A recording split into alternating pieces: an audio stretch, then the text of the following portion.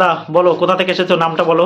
আমার নাম বিশ্বজিৎ দাস, আমি কল্যাণী থেকে এসেছি। কল্যাণী। কল্যাণী। দাদা তুমি কি খেলার সঙ্গে যুক্ত ছিলে বললে? আমি ফুটবল খেলার সাথে যুক্ত ছিলাম, পারিবারিক প্রবলেমের জন্য এখন আমি একটা মুরগির দোকান দিয়েছি আর টোটোর ব্যবসা আছে, টোটো ভাড়া দিয়ে সংসার চালাচ্ছি। ও, টোটো যাক চলছে দাদা। হ্যাঁ, টুকটাক আপনাদের আশীর্বাদে চলছে। আশীর্বাদে চলছে। আপনি এসেছেন, আমার ভিডিও কবে দেখেছেন আপনি? ভিডিও আমি পরশুদিনকে দেখেছি, পরশুদিনকে নক করেছি আপনাকে, আজকে আমি এসেছি দাদা। পরশুদিন দেখে চলে এসেছেন? একদম দাদা, একদম। কেন একটু ফেক মনে হলো না কেন? না, ফেক মনে হলো না দাদা, ফেক কেন মনে হলো? আপনার অনেকগুলো ভিডিও আমি দেখেছি, আর তার থেকে বড় কথা হচ্ছে আপনাদের কথাবার্তা ব্যবহারে দাদা আমি মুগ্ধ হয়ে আমি এসেছি। এবং ইভেন আমি একাই আসছি। একাই আসছেন? একাই আসছি, কারোর সাপোর্ট ছাড়া। অনেক কিছু মনে করতে অত দূরে কি না হবে, কিন্তু আমি একটা কথাই বলতে পারি যে দাদার কাছে যেই আসবে সে খালি হাতে যাবে না, খালি হাতে হাসি মুখে বাড়ি যাবে। একদম, এটা আমি নিজের থেকে বলছি। খালি আর হাতে এটা যাবেন। কিন্তু দাদা আমাকে এক্সট্রা শিখিয়ে দেয়নি যে তুমি এগুলো ভিডিওতে বলো, না, এটা আমি নিজে থেকেই বলছি। বাহ বাহ বাহ, সেটাই হচ্ছে কথা। বলার জন্য ওদিকে আর বৌদি কিছু বলেছিল?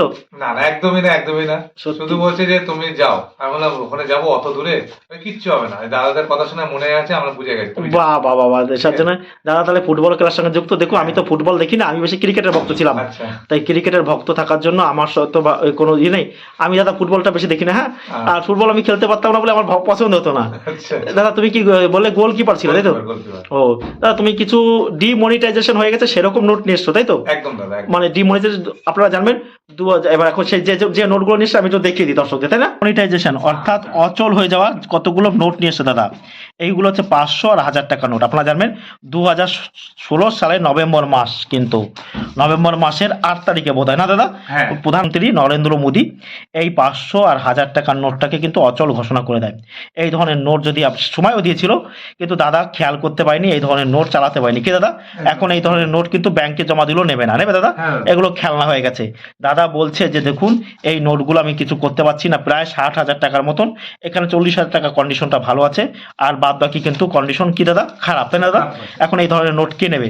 দাদা এসে আমাদের কাছে বলছে এখন দেখুন মানবতার খাতিরে আমরাই বা এই নোট নিয়ে কি করব, অচল নোট, তাই না দাদা? হ্যাঁ। অচল নোট নিয়ে আমরাই বা কি করব? দাদা যাতে কিছু উপকার হয় ভবিষ্যতে, সেই জন্য আমরা দাদাকে এই নোটগুলো দেখি যা হোক করে কিছু করা যায় নাকি, সেই উদ্দেশ্যে এই নোটগুলো নিতে হয়। এখন এই ধরনের নোট নিয়ে শুনুন, এই 1000 টাকা আপনি দেখতে পাচ্ছেন, কিন্তু 1000 টাকার নোট কিন্তু 1000 টাকা কিন্তু মনে নাই। দর্শকদের থেকে বলছি, যদি আপনারা এই ধরনের নোট কেউ আমাদের কাছ থেকে কিনতে চান তো কিনতে পারেন। হ্যাঁ, এখন 1000 টাকায় আপনি 1000 টাকা কখনো ভাববেন না। আবার অনেকে শখে রাখতে চান, তাই না দাদা?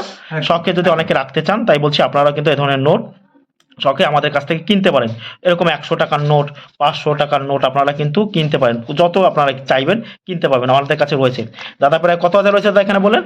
ভালো আছে 40,000। 40,000 থেকে বেশ 21,500। এখন দেখুন এগুলো তো রাগ করে দাদা, এগুলো বোধহয় রাগ করে দাদা ছিঁড়ে ফেলেছিল, কি বলবো, ব্যাংকে জমা দিতে পারিনি। এখন এই টাকা নিয়ে দাদা বলছে যা হোক করে আমাকে কিছু টাকা দাও যাতে আমি খুশি হতে পারি। কি দাদা, কিছু টাকা চাই, দাদা চাইছে।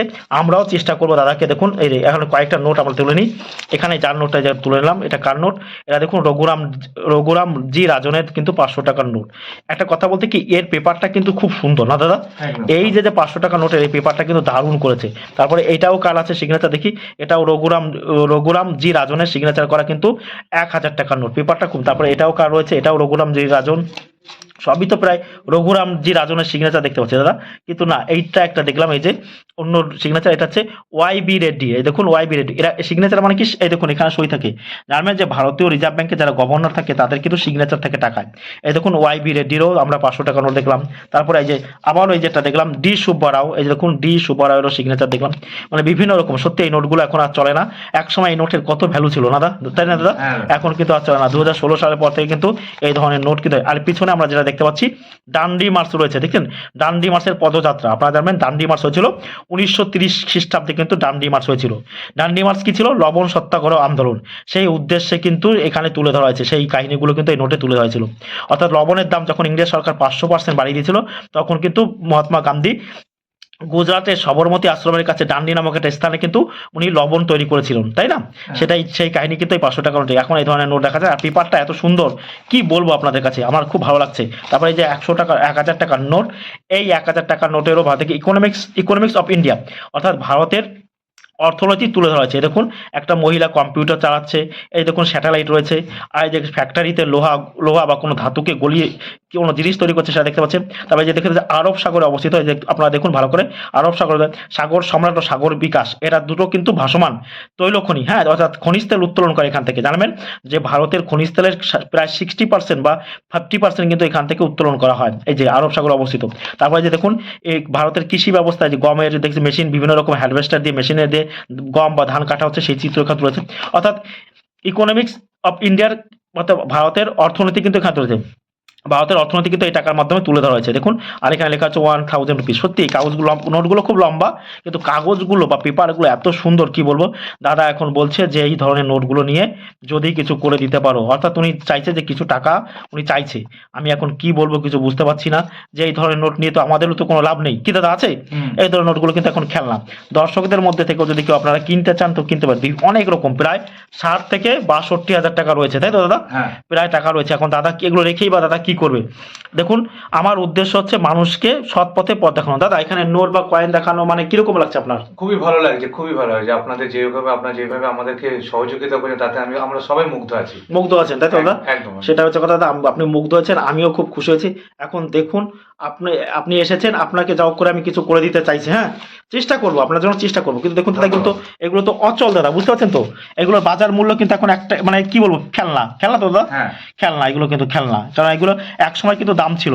দেখুন 16 সালে 15 সালে এই কয়েনগুলোর বা নোটের কি মূল্য ছিল না দাদা? হ্যাঁ। তখন কিন্তু দাদা এই নোট নিয়ে আসতো না, কখনো দিনও আসতো না দাদা, আসতেন না, কিন্তু কারণ তখন তো বাজারে চলতো, কি লাভ।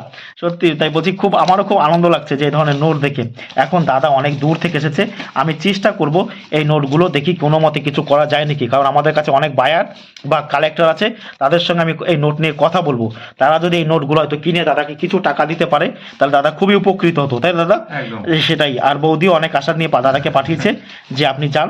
দাদা কিন্তু একটা পোল্ট্রির কি করেন দাদা আপনি বললেন? আমি পোল্ট্রির একটা দোকান আছে, ওখানে মুরগি কাটি। পোল্ট্রির মুরগি কাটেন, আর কি, আর টোটোর ব্যবসা। টোটোর ব্যবসা আছে। কটা টোটো আছে দাদা আপনার? এখন আমার আছে 9খানা। দাদা এই নোটগুলো কিভাবে রয়ে গেছে একটু দর্শকদের যদি একটু বলেন, একটু এই বলুন। নোটগুলো আমরা যে ফুটবল খেলি, যে ফুটবলে আমাদেরকে যে টাকাটা দেওয়া হয় একটা ক্লাব থেকে, কাউকে 10,000, কাউকে 20,000, কাউকে 80,000 পর্যন্ত দেওয়া হয়। হ্যাঁ। সেই টাকা আমাদেরকে যখন দেওয়া হয়, আমরা সেটা বাড়িতে আনি এবং বিভিন্ন কাজে লাগানো হয়। কিছু টাকা আমি বাড়িতে রেখেছিলাম, সেই টাকাটা আমি আর খরচা করতে পারি। তার মধ্যে আমি অন্ধ্রপ্রদেশে গুন্টুর চলে গেছিলাম। কি করতে দাদা? ওখানে মাসির বাড়ি গেছিলাম, ওখানে আমি লিগের খেলা খেলতে গেছিলাম। ও, এবার খেলা পারপাসে এই 2,000, 5,000, 10,000 করে পেতে পেতে আমি ওই টাকাটা যে আমি রেখেছি বাড়িতে, সেটা আর ভুলে গেছি। এবার আলমারি যখন খোলা হয়েছে, আলমারি থেকে যখন পাওয়া যায়, তখন ডেট পিছিয়ে গেছে। ওই টাকা আর আমি ব্যাংকে রাখতে পারিনি। আপনি তাও ব্যাংকে নিয়ে গেছিলেন? নিয়ে গেছিলাম, ব্যাংক বলে যে তোমার ডেট পেরিয়ে গেছে, এটা আর দেখা যাবে না। তারপরে আমি অনেক জায়গায় গেছি, টাকাটা কাউকে দিয়ে যদি 2 পয়সা বেশি, কিন্তু কেউ আমায় দেয়নি। তারপর আপনাদের ভিডিও দেখে আমি সেই আশা নিয়ে আজকে এখানে এসেছি। কিন্তু দাদা আমরা তো কোথাও ভিডিওতে বলিনি যে এই টাকা আমরা নিই, বলেছি তো? না, না, একদমই না। আপনি আশা নিয়ে এসেছেন। হ্যাঁ। কিন্তু ব্যাংকে আপনি কি পুরো, ওটা লাস্ট টাইম দিয়েছিল ডিসেম্বর মাস না দাদা? ডিসেম্বর মাস ছিল। আর আপনি কি ব্যাংকে আমি পরের বছর এসেছিলাম। ওরে বাবা, 1 বছর পর? ওরে দাদা, তাহলে আর আমি জামা কাপড় যে টাকা আমার ঘরে রয়েছে, আমি যে মাকে বলবো, সেটাও আমি কোনো তোর মানে খেলার মুগ্ধ ছিলেন একদম। আমি ওই দিকটা নাড়াচাড়া করি, মানে এটা আপনার খেয়াল ছিল না, তাই তো? একদমই না। যাক দাদা, আপনি এসেছেন, আপনার এই কয়েন মানে এই নোটগুলো, পুরোনো নোটগুলো আমরা দেখি সামান্য পরিমাণে যদি কিনতে পারি কিনবো, হ্যাঁ, চেষ্টা করছি, তাও চেষ্টা করছি। আমাদের হাতে প্রচুর বায়ার আছে। আর দর্শকদেরও বলছি, দেখুন নোট কিন্তু সরকার ব্যান করে দিয়েছে, এখন এই নোটের কিন্তু এক টাকাও ভ্যালু নেই, এটা কিন্তু ভ্যালু নেই, একদমই চলবে না, কারণ মার্কেটে এই নোট কেউ নেবে না। এই ধরনের নোট কিন্তু আপনাদের কাছে প্রচুর পরিমাণে এখনো অনেকের কাছে আছে। সন্ধির সময় কিন্তু এই ধরনের নোট কিন্তু পুড়িয়ে ফেলেছে, অনেক সময় পুড়িয়ে ফেলেছেন দাদা, হ্যাঁ, অনেক লোক পুড়িয়ে ফেলেছে যাদের কাছে। কিন্তু সত্যি খুব ভালো হচ্ছে, কিন্তু এই পেপারটা এত সুন্দর লাগছে যে এরকম পেপার কিন্তু এখন দেখুন আমি চেষ্টা করব দাদা কিছু টাকা পাক এই নোটগুলো। কিন্তু দেখুন এগুলো কিন্তু কোনো ভ্যালু নেই, ভ্যালু মানে কি সেই কি বলবো আপনাকে, মানে আপনারা শুনে হয়তো খারাপ লাগবে, এগুলো 200 টাকা করে বা 100 টাকা করে দিলেও পিস কেউ নিচ্ছে না, এখন নিচ্ছেই না, নিতেই চাইছে না। আপনারা কেউ মানে নেবে না কেন? চলে না তো, এটা কাগজ, ওরা সবাই বলছে এই কাগজের নোট নিয়ে আমরা কি করব।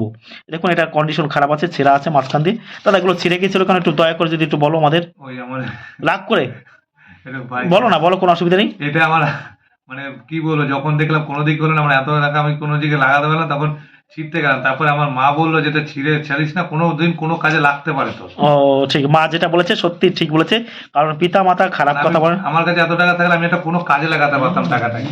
হ্যাঁ, কাজে লাগাতে পারতে সত্যি এখন আর বর্তমানে দাদা 24 সালে দাঁড়িয়ে এখন যা পয়সার মন্দা, আরে বাপরে, হ্যাঁ আরে বাবা, বিশাল ব্যাপার, কারণ মানুষের চাহিদা প্রচুর বেড়ে গেছে কিন্তু টাকা নেই। সত্যি আমারও খুব খারাপ লাগছে, কিন্তু জানেন এই যে যে টাকাগুলো দেখছি, কি বলবো, 1000 টাকার নোট আমার মনে আছে, একটা 1000 টাকার নোট ভাঙাতে পারিনি, বাপরে। তাই না দাদা? হ্যাঁ। এখন সে নোটগুলো কিন্তু এত সুন্দর, দেখুন কাগজগুলো খুব ভালো আছে। আপনি এসেছেন দেখি কোনো কিছু করা যায় নাকি। আর দর্শকদেরও বলছি, যদি আপনারা এই ধরনের নোট আমাদের কাছ থেকে কেউ কিনতে চান, তাহলে আমার সঙ্গে কিন্তু অতি সত্বর যোগাযোগ করবেন। আমার কাছে আপনাদের ফোন নম্বর দেওয়া রইলো, আপনারা কিন্তু অতি অবশ্যই আমার সঙ্গে যোগাযোগ করবেন। এই ধরনের 500, 1000 টাকা যেগুলো রয়েছে স্টকে, বেশি নেই, আপনারা এই যে দেখতে পাচ্ছেন এইগুলো আপনারা আমাদের কাছ থেকে নিতে পারেন। যদি ইচ্ছা থাকে, আমি জানি ইচ্ছা প্রকাশ কেউ করবে কেউ করবে না, কারণ এগুলো নিতে কেউ চাইবে না, কারণ চলে না তো, চললে তো নিত, কিন্তু চলছে না বলে কে নেবে। তাও আপনাদের ফোন নাম্বার দিয়ে দিলাম, এই যে যে ফোন নাম্বারটা দেখতে পাচ্ছেন, এছাড়াও আগেও ফোন নাম্বার দিয়েছি, সেই নাম্বারে আপনারা আমার সঙ্গে যোগাযোগ করে এই নোটগুলো কিন্তু আপনারা আমার কাছ থেকে নিতে পারেন।